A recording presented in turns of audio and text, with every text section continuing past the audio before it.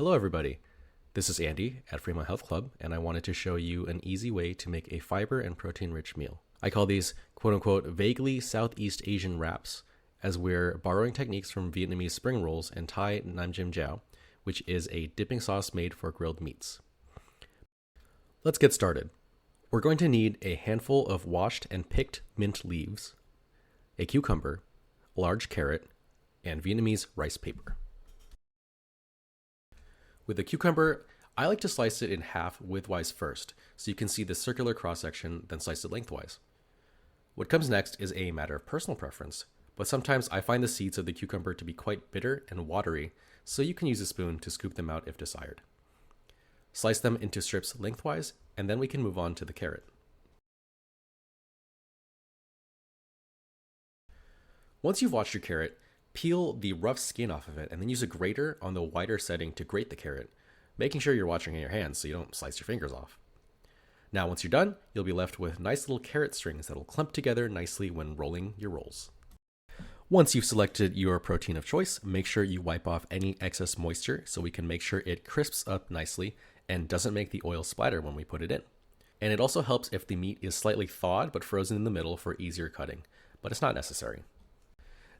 My protein of choice for these is some nice lean pork shoulder, which we slice thinly so they cook through and won't be tough. But the beauty of this recipe is that you can use any protein you'd like. I've used beef, I've used shrimp, tofu. These are all good substitutes. Once that protein is nice and chopped up, we can now move on to the nam jaew sauce. We're going to be using Thai sticky rice and won't need more than a couple of tablespoons. We want to toast this in a dry saucepan without oil, and we want to keep the heat on low to medium heat, and you need to make sure you keep an eye on it. We want to see a nice browning on the toasted rice, but not burnt. Once that's done, we want to grind it up with either a mortar and pestle or a spice grinder. If you don't have either of those, that's okay. You can omit the rice.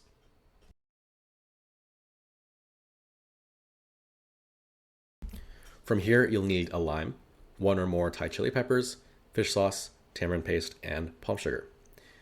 If you don't have palm sugar, you can use brown sugar. Lastly, you'll need 2 roughly chopped garlic cloves. I like to pre-process them in a food processor and put it all in a large gallon plastic bag for convenience. In a small ramekin or bowl, place a puck, which is about 2 tablespoons of palm sugar with a splash of water to help it melt, then put it in a microwave for about a minute. We're looking to get a very syrupy consistency. Roughly chop your peppers and garlic and place into your serving bowl. From there, you can pour the sugar into the bowl with your garlic and pepper. Now, just slice your lime into wedges and then set aside. Add in about a tablespoon of tamarind paste and 2 tablespoons of your fish sauce. If you don't have tamarind paste, just use more lime, as we want this to have a sour-sweet taste to it. Then squeeze your lime wedges into the bowl, as well as pouring in your ground up toasted rice to the bowl and give it all a good stir. Finally, we need to cook our meat. In a preheated pan, pour in some cooking oil, then follow up with your protein. Add in a sprinkle of kosher salt, then cook thoroughly until we see some nice brown surfaces on the meat. And we are now at the eating stage. Assemble all of your ingredients together, and in a bowl of warm water, give the rice paper a dip so it gets wet. Then load up your ingredients like a burrito and then roll it up. Dip it into the sauce and enjoy.